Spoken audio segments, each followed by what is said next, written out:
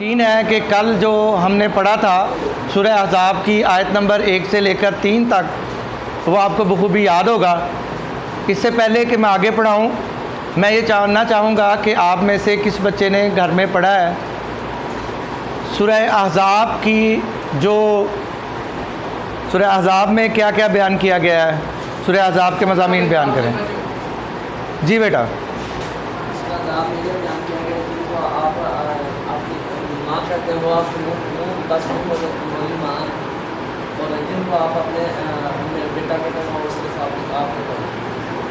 और का मतलब है लश्कर,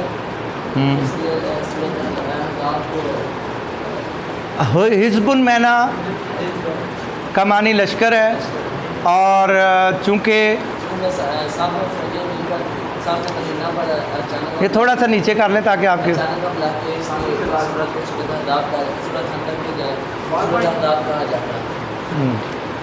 जी बेटा। नंबर 2 ये बात है कि सूरह अहज़ाब में की आयात स्टार्ट कैसे होती हैं, पढ़ के सुनाएं ना, आयात पढ़ के सुनाएं कैसे स्टार्ट होती है। जी पढ़ें।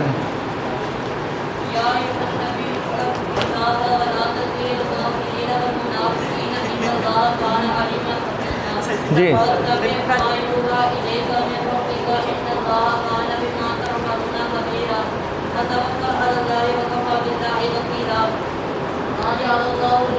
बस बस बस इसमें या अय्युहन नबिय्यु इत्तक़िल्लाह, अल्लाह से डरो,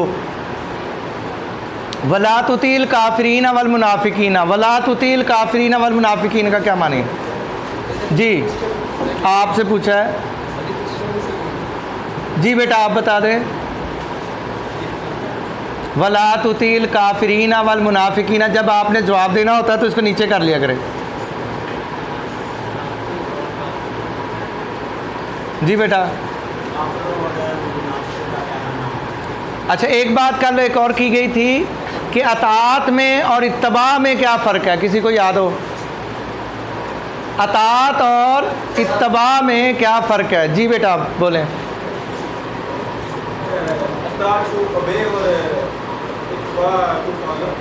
शाबाश शाबाश, बहुत अच्छी बात है, ज़बरदस्त। आज हम कोशिश करेंगे कि सूरह अहज़ाब को आयत नंबर 4, 5 और 6 का मुताला करें या 7 तक पहुंच जाएं।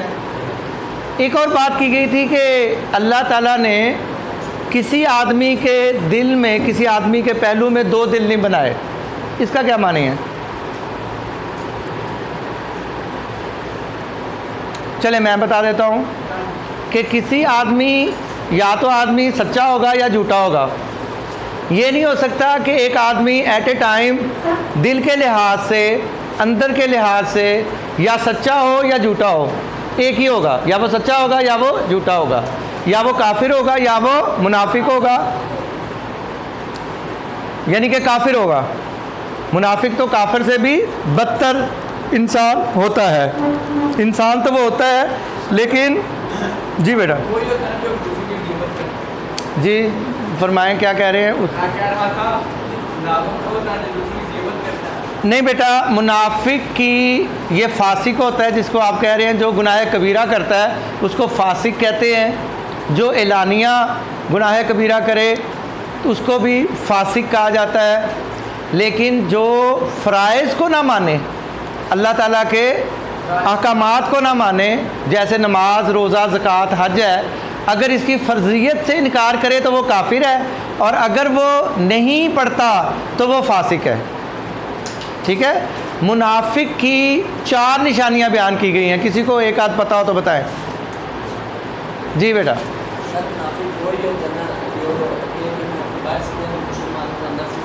बिल्कुल बिल्कुल, लेकिन उसकी कुछ निशानियाँ उसकी नबी करीम सल्लल्लाहु अलैहि वसल्लम ने 4 निशानियाँ बयान की हैं।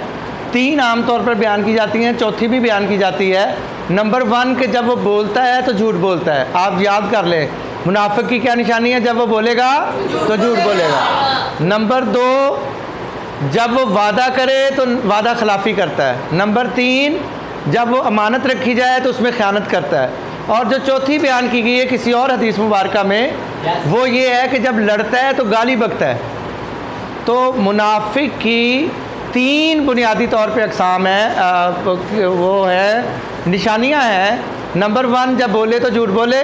नंबर 2, जब अमानत दी जाए तो उसमें ख़यानत करता है। नंबर 3, जब वो वादा करता है तो वो उसको पूरा नहीं करता।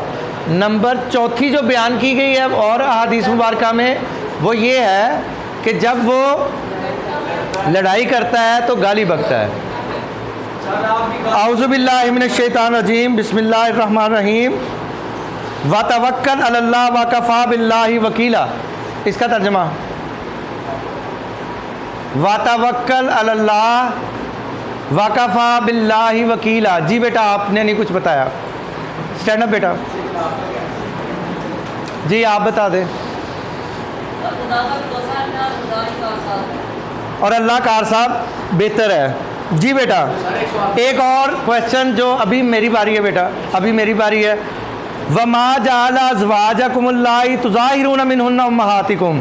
और ना तुम्हारी औरतों को जिनको तुम माँ कह बैठते हो तुम्हारी माँ बनाया है, यानी कि नहीं बनाया है। ये ज़िहार नहीं बेटा, नहीं बेटा, ज़िहार है। ये तुज़ाहिरून है। इधर देखिए ना मेरी तरफ, ताकि आपकी बात कन्फ्यूजन ख़त्म होनी चाहिए। ज़िहार ये होता है, ज़ाहरुन का मानी होता है पुश्त। अहले अरब में जब कोई शौहर अपनी बीवी से नाराज़ होता था, ना उसको पास रखना चाहता था, मैं आपसे बात कर रहा हूँ ना, नहीं बेटा ऐसे, ना उसको पास रखना चाहता था और ना ही उसको आज़ाद करना चाहता था किसी और से शादी कर ले, तो वो क्या करता था, वो उसको उसकी कहता था कि तुम मेरी माँ की जैसी हो, तुम्हारी पुश्त मेरी माँ की तरह हराम है, इसलिए मैं बीवी वाला ताल्लुक़ तुमसे नहीं रखूँगा। तो इसका नुकसान क्या होता था, ना तो वो, सारे सुन रहे हैं, ना तो वो किसी और से शादी कर सकता था, ना तो वो किसी और से शादी कर सकती थी कि अपनी ज़िंदगी गुजार सके, और ना ही इस शौहर के पास रह रही थी। तो वो क्या होती थी, मुअल्लिक रहती थी। तो अल्लाह ताला ने फरमाया कि वला तुज़ाहिरूना वमा जाला अज़वाजकुम, और तुम्हारी बीवियों को नहीं बनाया, अल्लाही तुज़ाहिरूना मिनहुन्ना उम्महातिकुम, जिनसे तुम ज़िहार कर बैठते हो उनको तुम्हारी माँ नहीं बनाया। क्या आपने शुरू में कुछ कह रहे थे ना, असल बात क्या है कि उनको तुम्हारी माँ नहीं बनाया। वमा जाला अदियाकुम, और दूसरा अहम टॉपिक आ गया कि वमा जाला अदियाकुम अबनाकुम, और ना ही तुम्हारे मुंह बोले बेटों को तुम्हारा बेटा बनाया, यानी कि मुंह बोले बेटे, बेटा आप बैठ जाएं काफ़ी है, और ना ही तुम्हारे, थैंक यू बेटा, ना ही तुम्हारे मुंह बोले बेटों को तुम्हारा बेटा बनाया है। इसका मतलब ज़ालिकुम कौलुकुम बिअफ़वाहिकुम, ये तुम्हारे मुंह की बातें हैं। ये क्या है, तुम्हारे मुंह की बातें हैं। अफ वल्लाहु यक़ूलुल हक़, और अल्लाह हक कहता है,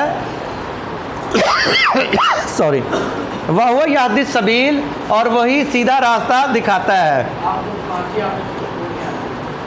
वमा जाला, और नहीं बनाया, वमा जाला, और नहीं बनाया, अदियाकुम, तुम्हारे मुंह बोले बेटों को, अबनाकुम, तुम्हारे बेटे, ज़ालिकुम, ये बातें, पानी बेटा ले आप जाएं, पानी में,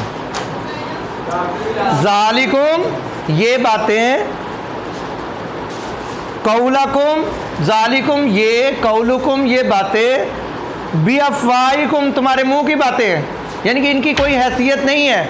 अगर तुम किसी को मुंह बोला बेटा बना लेते हो तो वो तुम्हारा सका बेटा नहीं बन जाता, और अगर तुम किसी को, बीवी को माँ बना बैठते हो, बीवी को माँ कह बैठते हो, तुम बीवी से ज़िहार कर बैठते हो, ज़िहार लफ्ज़ है, बार बार सुन ले, ज़िहार, ज़िहार कर बैठते हो, तो वो तुम्हारी माएँ नहीं है।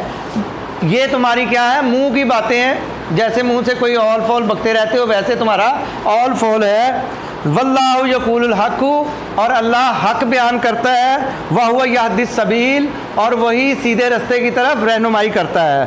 उदऊहुम, अब ये बात है कि जो आपके मुंह बोले बेटे हैं उनको आखिर बुलाना ही है, तो वो कैसे बुलाए, उनसे बात करनी है। एक बात तो कह दी है कि वो तुम्हारे नंबर 1 बात क्या है कि वो तुम्हारे बेटे नहीं है, वो तुम्हारे सके बेटे नहीं है। अब उदऊहुम, उनको पुकारो, उनको बुलाओ, ली आबाइहिम, उनके बापों के नाम से। पापा के नाम तो उनको, अपने मुंह बोले बेटों को उनके बापों के नाम से पुकारो। इसकी वजाहत ये है कि आम तौर पर अल्लाह ताला ने ये हुक्म दिया कि जो मुंह बोले बेटे हैं वो सिर्फ मुंह बोले बेटे हैं, वो सके बेटे नहीं हैं। अगर उनके वल्दियत के खाने में उसी का नाम होगा जिसकी वो औलाद हैं, जिससे, अगर हमारे यहाँ भी ये रिवाज है, मैंने अपने ख़ानदान में भी ये देखा कि चंद चीज़ों की खातर, चंद टिकों की खातर, चंद पैसों की खातर, चंद जायदाद की खातर, या कुछ मफादात लेने के लिए बच्चे जो हैं वो बच्चे किसी और के होते हैं लेकिन नाम किसी और का चल रहा होता है। जैसे वर्कर भी कई ऐसे मैंने देखे पिछले स्कूल में, आपके स्कूल में तो खैर अच्छी सूरत हाल है कि वहाँ बच्चे जो हैं वो असल अपने बाप के नहीं हैं, असल अपने बाप के नहीं है, नाम किसी और का लिखा हुआ है, वर्कर किसी और का लिखा हुआ है, सिर्फ नाम मैच कर गया, उन्होंने कहा जी चलो हमने तो बच्चा पढ़ाना है 10-12 साल और वो पढ़ा रहे हैं। या फिर ये होता है कि एक बंदे की औलाद नहीं है, वो कोई बच्चा लयपालक बच्चा लेता है किसी अपनी भाई का या बहन का और उसको कहता है जी ये इसी की माँ है। मेरे अपने ख़ानदान में एक शख्स है जिनका नाम मैं इस वक्त नहीं लेना चाहूँगा, नाराज़ हो सकते हैं, लेकिन रहनुमाई के लिए मैं इसका तज़किरा कर रहा हूँ ताकि मेरी बात अगर उन तक पहुँचे तो वो इसकी इस्लाह कर लें। एक शख्स की औलाद नहीं थी, उसने एक लड़का पाला और वो अपने भाई से लेके पाला। क्या किया? अपने भाई से लेकर एक लड़का पाला। अब वो जब बड़ा हुआ उसकी शादी अपने दूसरे भाई की बेटी से कर दी। लेकिन जब पहली औलाद हुई तो हॉस्पिटल में नाम लिखवाया बाप की जगह अपना और माँ की जगह अपनी बीवी का। अब बज़ाहिर तो इसमें आम माशरे में तो इसको कोई बुरा नहीं समझा जाएगा, लेकिन जो लोग कुरान पाक की रूह से कि उदऊहुम लिआबाइहिम, उनको उनके बापों के नाम से पुकारे, उसने ले पालक अपना लिया, अपना ले पालक लेके जब वो बड़ा हुआ उसकी शादी अपने भाई के बेटे से की, भाई की बेटी से की। जब बेटी को और बेटे के घर में पहली औलाद हुई तो उस बेटे का नाम उसने क्या रखा? अपने नाम पे रखा, अपने नाम पे रखा। वालदा की जगह अपनी बीवी का नाम रखा। 2 मिनट बेटा सब्र कर ले, मैं आपकी तरफ आता हूँ।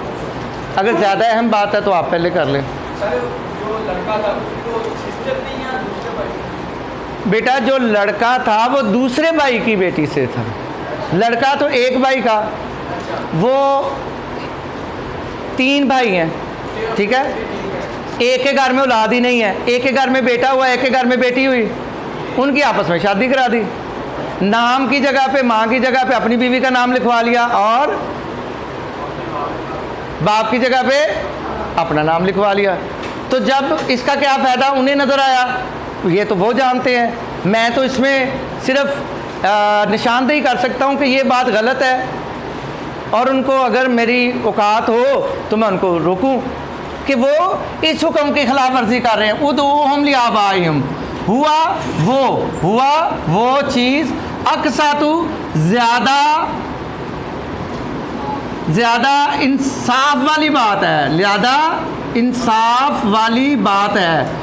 इंदल्लाहि, अल्लाह के नज़दीक, व इल्लम तालमू आबाहुम, और अगर तुम्हें उनके नाम, उनके बापों के नाम मालूम नहीं है। बेटा आपकी तवज्जो है, बेटा आपकी तवज्जो है। व इल्लम तालमू आबाहुम, और अगर तुम उनके बापों के नाम नहीं जानते, फ़इख्वानुकुम फ़िद्दीनी, तो वो दीन में तुम्हारे भाई हैं, व मवालीकुम, और तुम्हारे दोस्त हैं। यानी कि तुम उनको बाप भी बेटा भी कह सकते हो, उनको क्या कह सकते हो, तुम्हारे भाई भी हैं और तुम्हारे दोस्त भी हैं। वलैसा अलैकुम जुनाहुन, वलैसा और नहीं है, लैसा नहीं है, अलैकुम क्या मानी है, अला और कुम का मजमुआ क्या होता है, अलैकुम। अलैकुम का मानी कोई मुझे बताएगा? इसका मानी पर, इसका मानी तुम पर। और यहाँ इसका मानी अगर बा मुहावरा देखा जाए तो उसका क्या मानी होगा, तुम पर कोई गुनाह नहीं है। जुनाहुन कोई गुनाह नहीं है, कोई हरज नहीं है, कोई तुमसे मुआवजा नहीं है, तुमसे नहीं पूछा जाएगा, तुम पर कोई गुनाह नहीं है। किस चीज़ का, फ़ी मा अख्ता तुम भी, जो तुमने गलती से किया। देखें पहले नहीं पता था, लोग गुनाह करते रहे। जब अल्लाह ताला के कुरान का हुक्म आ गया तो फिर उनसे कहा गया कि पहले जो हो गया सो हो गया, पहले आपको पता नहीं था, पहले कुरान पाक की आयत नाज़िल नहीं हुई थी, लेकिन अब पता चल गया। अब आपको क्या करना है, अब आपको उनके बापों के नाम से ही पुकारना है। अब क्या करना है, बापों के नाम से ही पुकारना है। पहले जो वलाकिम मा तअम्मदत कुलूबुकुम, लेकिन जो तुम कसदे दिली से करो, लेकिन जो तुम कसदे दिली से करो, यानी कि जानबूझ के करो। अब पता चल गया, अब भी करो। अगर जानबूझ के ऐसा करोगे तो फिर क्या होगा, फिर गुनाह होगा, फिर गुनाह होगा। वकान अल्लाहु, और बेशक अल्लाह ताला गफूर रहीमा, माफ़ करने वाला है, बख्शने वाला है और रहम करने वाला है। यहाँ तक कोई बात आपने पूछनी हो, यहाँ से लेके यहाँ तक कोई बात पूछनी हो जी बेटा, इसके पास लेकर जाओ, इसकी समझ नहीं आ रही क्या कह रहे हो। ये नीचे करे ना सर, कैमरे में नहीं बात पूछते। बेटा आप बैठे 2 मिनट के बाद, 2 मिनट 2 मिनट के बाद। अच्छा जी बेटा, अली की यहाँ बात ही नहीं हो रही। नहीं बेटा, ये है अला का मानी होता है, ये अला है, अला का मानी पर, ये अला है, अली नहीं है। ये नाम अली नहीं है, ये क्या है, अला है। जी बेटा, यहाँ तक अगर किसी ने कोई बात पूछनी हो, कोई बात यहाँ तक पूछनी हो। जी बेटा आगे चलते हैं। अन नबीयु, नबी करीम, औला, औला ज़्यादा हक रखते हैं, औला ज़्यादा हक रखते हैं। क्या, औला ज़्यादा हक रखते हैं बिल मोमिनीना, मोमनों पर, मिन अनफुसिहिम, उनकी जानों से ज़्यादा। अब यहाँ मुकाम मुस्तफ़ा बयान किया जाता है। अब बेटा संजीदगी, क्योंकि ये वो मुकाम है जिसका इदराक हमें नहीं है। 2 चीज़ें हैं जिसका इदराक हमें नहीं हो सकता, एक मुकाम मुस्तफ़ा और दूसरा शैतान की जो अंदर की नफसानी, जो नफ्स की अयारियाँ हैं। नबी करीम सल्लल्लाहु अलैहि वसल्लम के बारे में अल्लाह ताला फरमाते हैं, अन नबीयु, नबी करीम सल्लल्लाहु अलैहि वसल्लम, औला ज़्यादा हक रखते हैं बिल मोमिनीना, मोमनों पर। मोमनों पर कितना हक है, मिन अनफुसिहिम, उनकी जानों से भी ज़्यादा। और जो उसकी अज़वाज वज़वाजु उम्महातुहुम, और उनकी जो अज़वाज हैं, जो नबी करीम सल्लल्लाहु अलैहि वसल्लम की बीवियां हैं, वो मोमनों की माएँ हैं। जब उनको भी हक नहीं है तो आपको कहाँ से हो गया? अभी मेरी बात नहीं समझे, मैं समझाता हूँ बेटे। अभी थोड़ा सा और पढ़ ले, फिर आपको इसकी समझ आ जाएगी। नबी का हक मोमनों पर कितना है, कितना? उनकी जानों से भी ज़्यादा। नबी की सल्लल्लाहु अलैहि वसल्लम ने हज़रत उमर फ़ारूक से पूछा कि आप मुझसे कितना प्यार करते हो, आप मुझसे कितना प्यार करते हो? उन्होंने कहा जी कि मैं आपसे बहुत प्यार करता हूँ। कितना? जान माल? उन्होंने कहा जी अपनी जान से ज़्यादा नहीं। आपने फरमाया तुम्हारा ईमान अभी कच्चा है। फिर आपने कहा कि हज़रत उमर फारूक ने कहा अपनी जान से भी ज़्यादा तुम पे प्यार करता हूँ। कहते अब ठीक है, अब ठीक है। इसका मतलब ये हुआ, और फिर कुरान पाक की आयत हमारे सामने, तब तक ये आयत नाज़िल नहीं हुई होगी जब पहले पूछा था। जब ये बात सामने हो गई कि अन्नबिय्यु औला बिल मोमिनीना मिन अनफुसिहिम व अज़वाजुहुम उम्महातुहुम, नबी का मुकाम क्या है? नबी का मुकाम ये है कि तमाम जहानों में तमाम इंसानों से ज़्यादा किससे प्यार किया जाएगा? नबी करीम सल्लल्लाहु अलैहि वसल्लम से, बल्कि अपनी जान से भी ज़्यादा प्यार किया जाएगा। ना कट मरूं जब तक हुर्मत शाह तैबा की हुर्मत पर खुदा शाहिद है कि मेरा ईमान मुकम्मल नहीं हो सकता। मेरा ईमान कब मुकम्मल होगा? जब दुनिया जहान से ज़्यादा मैं अपने माँ बाप से ज़्यादा, अपनी औलाद से ज़्यादा, हत्ता कि अपनी जान से भी ज़्यादा जब नबी करीम सल्लल्लाहु अलैहि वसल्लम से मोहब्बत करूँगा। आप क्या समझते हैं? जहाँ हुर्बत नबी की बात हो, जहाँ हुर्मत आले नबी की बात हो, जहाँ हुर्मत सहाबा की बात हो, चले हम सिर्फ पहले दर्जे पर रहते हैं समझने के लिए। अगर हमारे सामने किसी गुस्ताखे रसूल की बात की जाए, कोई शख्स आपके सामने गुस्ताखी करे नबी करीम सल्लल्लाहु अलैहि वसल्लम की, जैसे कादियानी करते हैं, अगर आपने कादियानियों की बात छेड़ दी तो मैं हुर्मत मुस्तफ़ा को लेकर आता हूँ। पहले अगर कोई शख्स किसी कादियानी से ये पूछे कि आपके पास दलील क्या है कि मिर्ज़ा गुलाम अहमद कादियानी या कोई और जो है वो अल्लाह का नबी है, तो जो पूछने वाला है, जो दलील पूछने वाला है, वो भी काफिर हो जाएगा। किसी कादियानी को किसी ऐसे शख्स को जो ख़त्म नबूवत पे यकीन ना रखता हो और कोई नबूवत का दावा कर दे, उससे दलील मांगना कि तुम अल्लाह के सच्चे नबी हो या नहीं हो, ये क्या है? ये कुफर है।